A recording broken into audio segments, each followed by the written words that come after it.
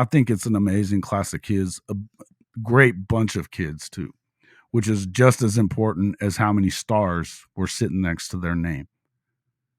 When Makari Vickers told me it's about the whole man, that was what really kind of sold him on Oklahoma, that sold me on Oklahoma too, on this coaching staff. They've got work to do, but they're doing a really, really good job in the department that really matters, which is your culture and moving forward. That's what's going to get you those wins, not the number of stars that are next to these players' names or how much money you dump in their pocket. It's going to be...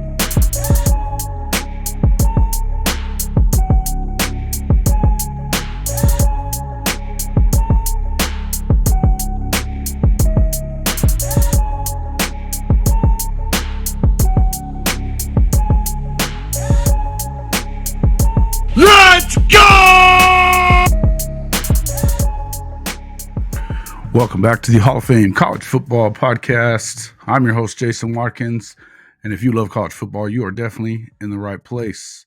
So before you forget, smash that red subscriber button, like our videos, and don't forget to ring the bell so you don't miss one moment of the Hall of Fame College Football Podcast. Well, folks, Oklahoma fans must be quite happy today. Got your wish. Everybody got our wish as far as the Peyton Bowen saga was concerned.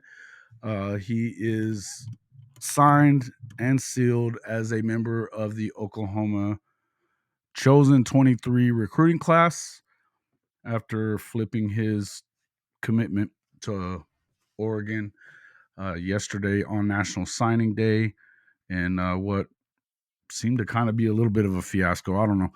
I'm not exactly sure what it was all about. Glad it happened. And if for no other reason other than the fact that some of the folks that are, let's just call it a little ridiculous about Oklahoma football, the coaching staff, and everything that's going on, maybe it'll just get you guys off of the backs of Coach Venables and his staff. Not that I expect that is really the case. I stopped the live recap yesterday, really just because I couldn't handle any more of that. Well, it's just dumb. All this constant acting like you know so much better than this staff of football coaches that have spent their life in the game. The constant negativity over a class that was already historically great without Peyton Bowen. Historically great. We're talking about 2 5-stars, about 6 or 7 in the top 100 of the 247 composite. Great at every level, defensively, heads and shoulders above anything Oklahoma has ever done in a single recruiting class. And all anybody could focus on was the 2 players that didn't sign on signing day with the Sooners. It's asinine, stupid. And if it makes you so unhappy, why do you bother with it? That's my question. Why even bother with it? Because I got to tell you, they're not going to win every game from here on out. Ever. Is that going to be a possibility? I saw something today and in the last couple of days, actually, even last night. Literally before anybody knew about what was going to happen with Bowen.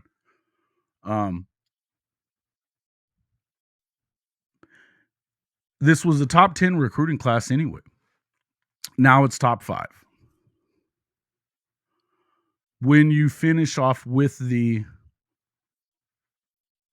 transfer portal, which I've said this, I suspect that you're probably going to get some defensive line help from Clemson, as there have been a lot of rumors about a couple of guys that are probably going to hit the portal. They were already recruited by Todd Bates and Brent Venables anyway, so chances are you get some help there. There has been some other help, though, as well, in that regard, defensive line anyway.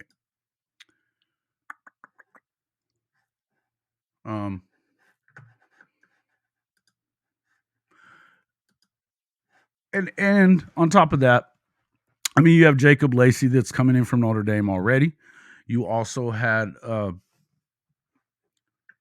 couple of big-time pickups in the recruiting class that I really feel like nobody was giving them their due. Their names are not David Hicks. But as I was trying to explain to everyone yesterday,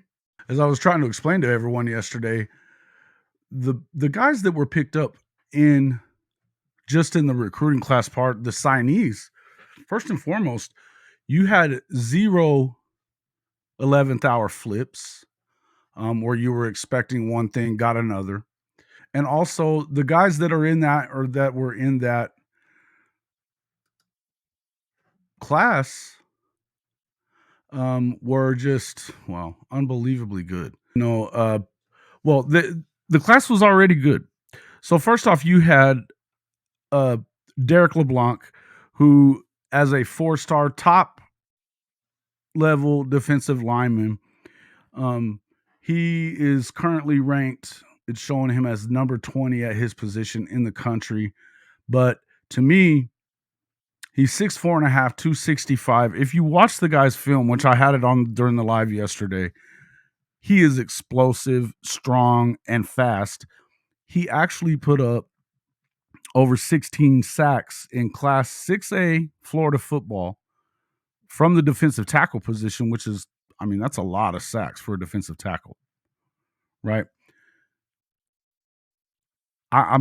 In fact, I know for sure that David Hicks did not do that. And let's just make this clear. He's not coming in. He is not going to be a part of the Oklahoma class. Almost definitely not going to be part of that. If he is, then good for Oklahoma. But even that, I mean, not even this evening, I've seen a big push for everybody to like go after him. And part of that really pisses me off. And the reason for it is, like I said, this was a historic class before Peyton Bowen joined it. And nobody was giving those kids even their due. Not nobody. A lot of people weren't even giving, and it's the loud ones, always the loud ones, that aren't even giving the staff credit for the amazing players that they locked up for the 23 class. We're talking about, obviously, one of the top quarterbacks in the country in Jackson Arnold. You can go ahead and add in Bowen now for a third 5-star. You had PJ Adebawari, the edge rusher from Kansas City, who is just unbelievable, right? Jaquez Petaway, we want to talk about a deep threat. People were talking about Anthony Evans. He wasn't even close to this guy as far as rankings were concerned. Not close. And everybody bitched and complained about that whenever he flipped to Georgia. Caden Green, offensive tackle, another top 100 guy. Makari Vickers, who's going to be a corner at Oklahoma, another top 100 guy. Jacob Johnson, who's going to be in that secondary as well, more than likely at 6'3", 180. He is a dual threat, he can do anything. Another top 100 guy. Samuel Omosigo, top 100 linebacker as well. LeBlanc falls just out of the top 100 from the defensive line position, but nobody was even thinking about that. They're still talking about Hicks and I hope we can get him. Look, I kind of hope that they do too, and I think that that's where David wants to go. It's pretty clear to me that his family does not want him to go there, which is the same thing that was really kind of going down. From what I can tell, that's what was going down with Peyton Bowen as well. Was that his parents wanted him to do one thing, he wanted to do something else, and that's why he ended up choosing apparently Oregon. Out of the blue, whenever that really wasn't even on his radar, from what everybody could tell. Bottom line is this: the expectation levels are a bit high around Oklahoma, particularly coming off a 6-6 season. But for you to expect that they were just going to get everybody, like that's the only program in the country that has good coaches or anything like that. It's just not even. It's unbelievable. And in the end, it's what I've been saying is that this negativity that has crept through the fan base here, it's so loud that it makes everybody look bad. And everybody, you folks that do that, and you want to act like it's something that's going to help the program. It doesn't help the program. In fact, it hurts the program, if anything.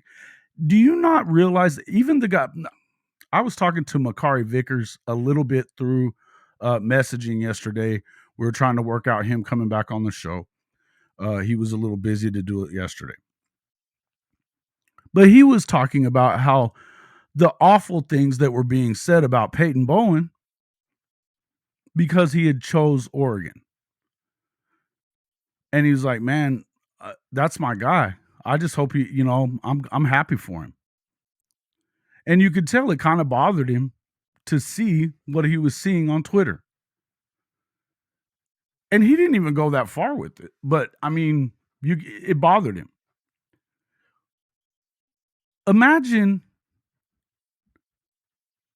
what it would have been if he'd have seen some of it. And I don't know that he saw it all, but I know that he saw some of it. It's pretty bad that you don't feel like all these kids are seeing that stuff. They pay attention to what goes on social media. And you can say whatever the hell you want about, well, maybe they should get off social media. Maybe you should get off social media.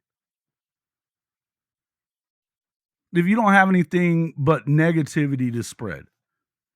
Because that's the stuff that gets spread the loudest.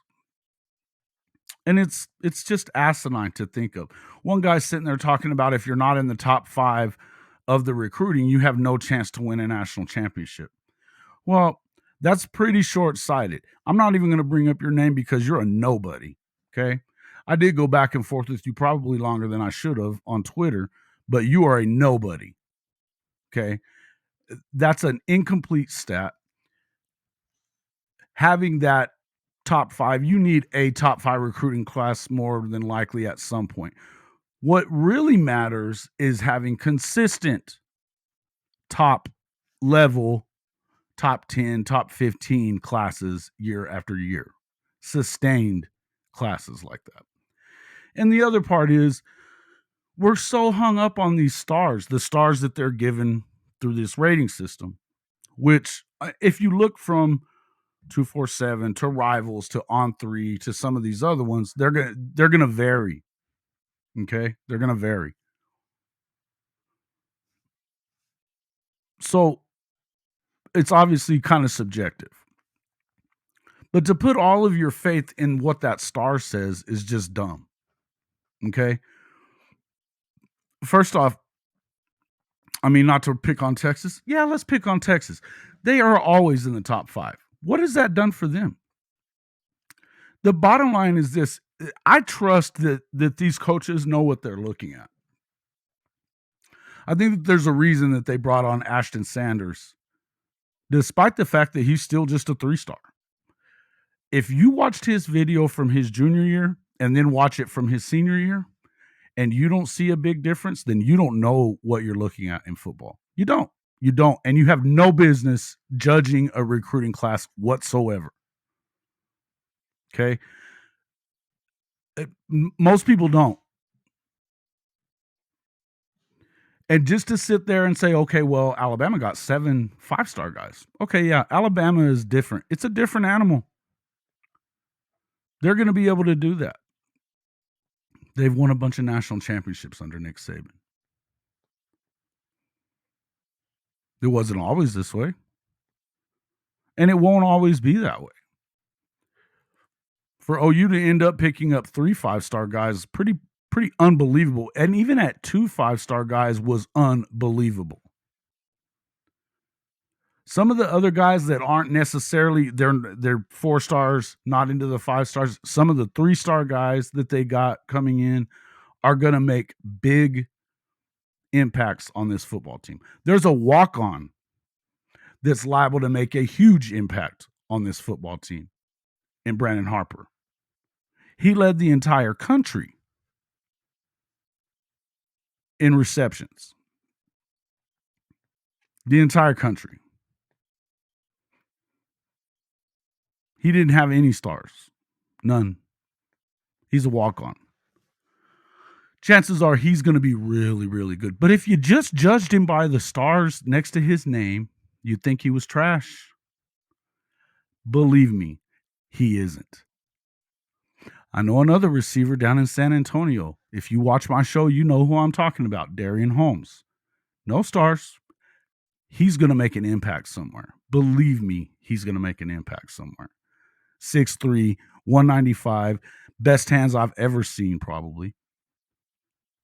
Sees the football in ways that he's next level good. It's just a shame that he hasn't really gotten the attention yet. Believe me, you'll know who he is before long. If you don't now, you will.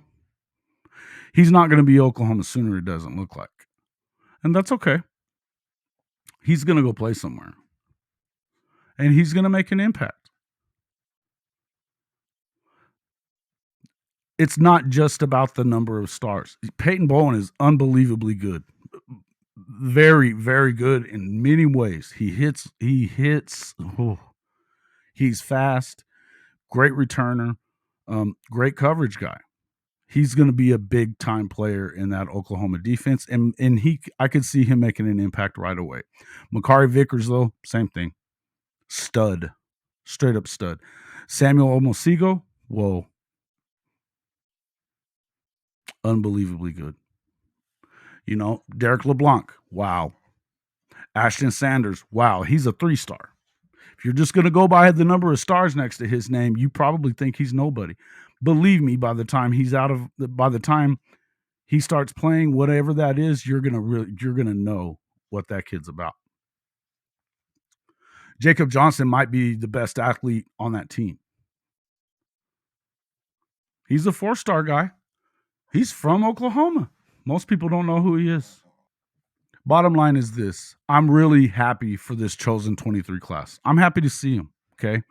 I want to go through some of these guys, and we're going to kind of read them off, and, I just want to make this the end of the video. But all I'm going to try to tell you is, once again, folks, if you want to be that negative person, fine. I don't understand what the issue is with that, and I think it's disgusting. But keep your comments to yourself. Just do that. Just do that. Don't be so hateful, and realize that when you say some of these things, and there was a lot of Peyton Bowen bashing going on yesterday when everybody thought he was going to go to Oregon. And that's not fair. He doesn't have the right to choose wherever the hell he wants to go and not be called whatever you want to call him. He's a young man. He's a young man. Brandon Walker's of the world out there. Brandon Walker, what a joke that guy is. He's going to sit there and blame or pass any kind of judgment on whatever was going on with Peyton.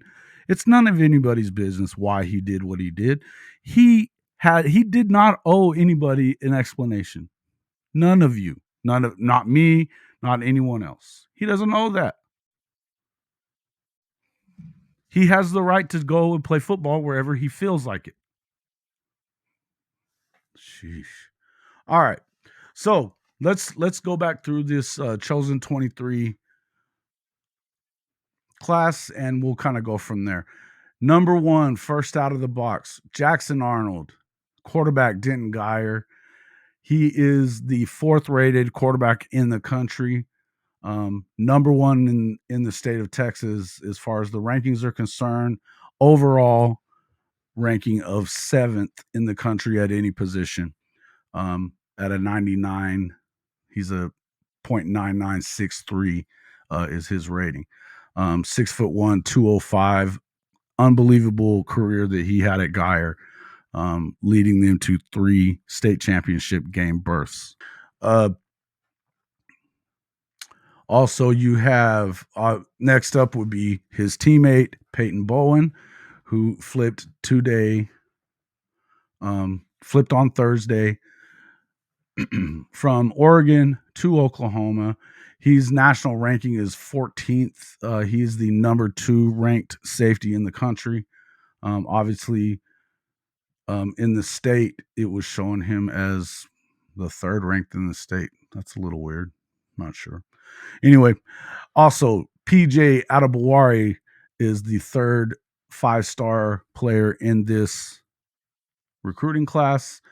Edge rusher, 6'4", 240 pounds, out of Kansas City, Missouri, at North Kansas City High School. This guy, man, an amazing player. I urge you to take a look at some of his film as well. Jaquez Petaway, wide receiver, 5'11", 170 pounds, out of Langham Creek in Houston. He's a top 100 receiver, the 11th ranked receiver in the country. And he is blazing speed, unbelievable player. He's going to be a lot of fun to watch. Caden Green, offensive tackle, another top 100 player, 6'5", 315, out of Lee's Summit, Missouri, Lee's Summit North High School. Makari Vickers, safety. He will play corner at Oklahoma. Another top 100 player in the country, fabulous athlete, 6th ranked at his position in the country. Jacob Johnson, as I talked about, athlete. He could play either side of the ball. From what I hear, he's going to be another one of those safety type players. 6'3", 183, top 100 player in the country. Samuel Omosigo, Crandall, Texas, Crandall High School, 6'1", 208. He is the 7th ranked linebacker in the country. 93, top 100, obviously, in the national rankings at any position. Watch his tape too. Fun to watch. Derek LeBlanc, we talked a lot about him. 6'4.5", 265 defensive lineman. He is in the top 20 at his position in the country as well. Another one of those. He came from Florida. That's one of those things that you want to really look. That's the speed state that everybody wants to recruit very well out of. Up until now, that's not been a place that you see a lot of Oklahoma kids coming from. So him, along with, you had Vickers, who is also a Florida kid. You also have the next guy on my list here, linebacker Lewis Carter, out of Tampa Catholic in Tampa, Florida. He is the 12th ranked linebacker in the country as well, just outside of the top 100 overall in the composite. 6 foot, 205 pound linebacker. He's going to make an impact immediately. Josiah Wagner, cornerback from Washington State, Spanaway Lake, Washington High School. 5'11", 170. He is in the top. He's a 31st ranked corner in the country. But if you've seen any of him, the kid he's a lot of fun to watch as well. He's going to be one of those guys that can get to a lot of footballs. He's got a lot of speed. He'll make up ground really quick, and yeah, he's going to be good. Running back Daylon Smothers from West Charlotte High School in Charlotte, North Carolina, 5'11", 182. He is Hollywood. They call him Hollywood. He's going to be a fun running back to watch. Obviously, you also, another Florida kid, James Rickards High School, Keon Brown, wide receiver, 6'2.5", 188. He is the 47th ranked receiver in the country. Big body, a lot of speed. Going to be a lot of fun to watch him as well. Another kid from Florida that a lot of people really wanted. Inside offensive line, Joshua Bates. This is a U.S. Army All-American, 6'3", 305. He's going to be something else. Day McCullough, St. Joseph's School out of South Bend, Indiana. He is going to be, he's one of those, the McCullough brothers. His brother, Desan, came through the transfer portal from Indiana as well. This kid is another big-time safety recruit. Very, very happy to see what he's going to be coming through with. Then you had Kendall Doby, the second-ranked cornerback in the country. He is a JUCO transfer out of Northeastern Oklahoma A&M. Also coming in, offensive tackle Logan Howland from Princeton, New Jersey, 6'7", 280. This is a 3-star guy. If you look at him, he looks 5 stars to me. Heath Ozeda, 6'6", 300 pounds, from Washington State. Another monster kid on that offensive line. Followed up by Caleb Hicks, running back from Denton Ryan, Texas High School. Followed up by 3-star linebacker from IMG Academy in Bradenton, Florida, Phil Picciotti. Then you have Ashton Sanders on the defensive line out of Los Angeles Cathedral High School. Again, take a look at his film and tell me that you think that he's not one of the best players at his position in the country. He is. Another one of those underrated edge rusher, Taylor Wine from Nolensville, Tennessee. Everything I've seen about this guy is that they are excited to have him. Then you also had Cade McIntyre, 6'4", 210, also figures to probably play somewhere either. I'm guessing, man, it seems like he's going to be probably one of those defensive back types. Eric McCarty is as well from McAllister, Oklahoma. That kid is unreal. 6'2", 180. He's done some things on his tape that just make you like, wow.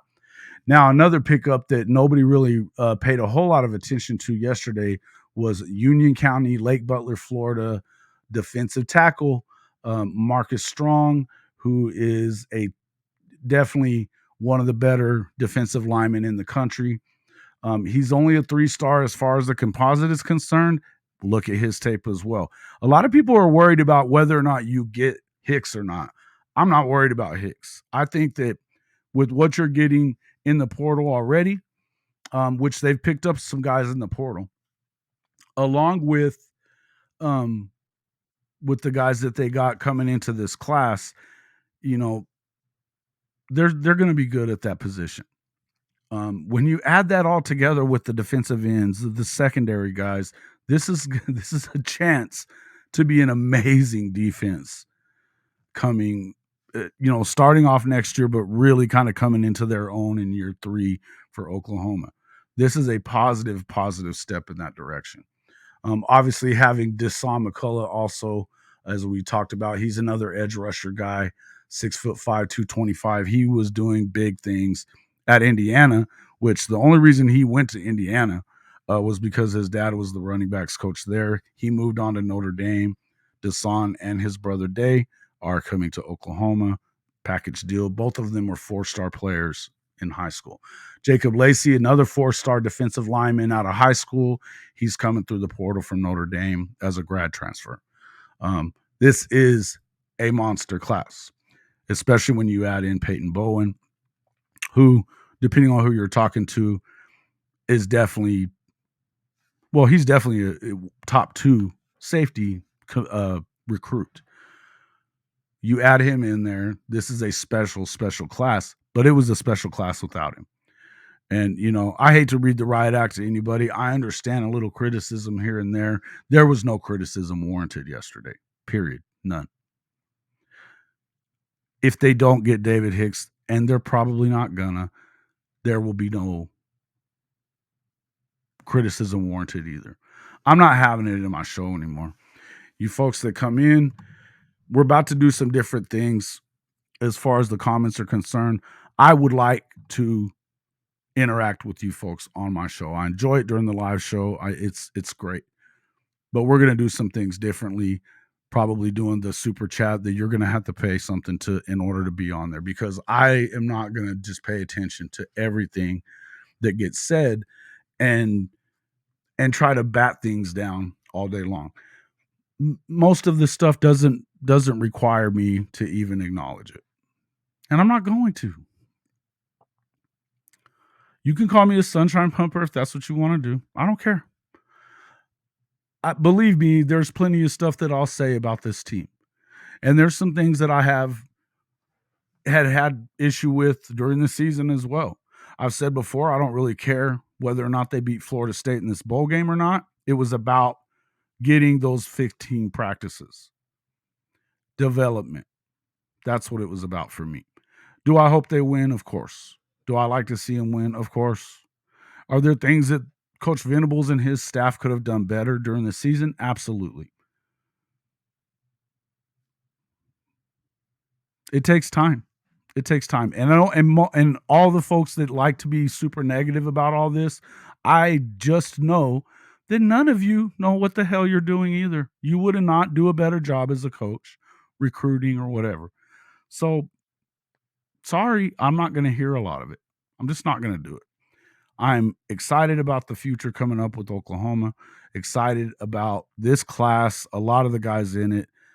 I've got to meet a couple of the kids in the class already through the show as well, and really gotten to know them just through Twitter and some of the other places. I think it's an amazing class of kids, a great bunch of kids too, which is just as important as how many stars were sitting next to their name. When Makari Vickers told me it's about the whole man, that was what really kind of sold him on Oklahoma. That sold me on Oklahoma too, on this coaching staff. They've got work to do, but they're doing a really, really good job in the department that really matters, which is your culture and moving forward. That's what's going to get you those wins, not the number of stars that are next to these players' names or how much money you dump in their pocket. It's going to be about the culture, about the togetherness, and about them all pulling in the right direction. It's Oklahoma. We expect to win. They're going to win. They expect it to. Believe me, nobody feels that pressure like they do. But I hope that we do better over this next year about this team, about this class of players. I hope we do better.